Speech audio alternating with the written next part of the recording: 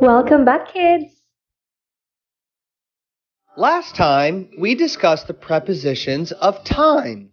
And now, we will talk about the prepositions of place.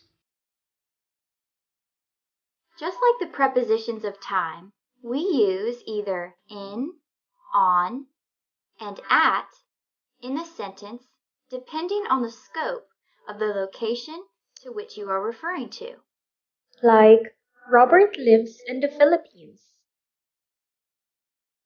Notice that we use the word in because Philippines is actually a country, which is a large place or a large scope. That's right. We use in for a large scope of places like countries, towns, and provinces. We use on if we are referring to a more specific places. For example, Erica is currently on 5th Avenue. In this sentence, you can see that we used the preposition on, since it is used from streets and avenues. And for the most specific places, we use at, where the exact location or address is determined. That's right. Like, at the school, at my classmate's house, at the store, or at 5143 Rose Boulevard, Southgate, Los Angeles, California. That's right, Aya. Let's see that inverted pyramid again. In, on, and at.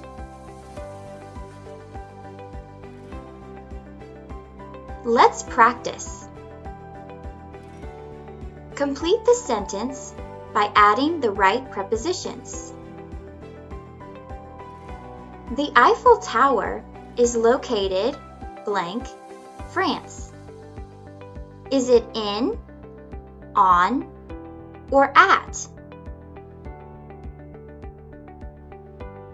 Correct. The answer is in. The Eiffel Tower is located in France. How about Tom isn't home yet? He is still blank school. Great job, kids. The answer is at. Tom isn't home yet. He is still at school. Try this one too. The girl lives blank Park Avenue in New York City.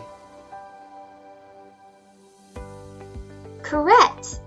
The answer is on. The girl lives on Park Avenue in New York City. You all did well, kids. See you all next time for another exciting English lesson with myself, Teacher Aya, and Teacher Molly. Bye, everyone.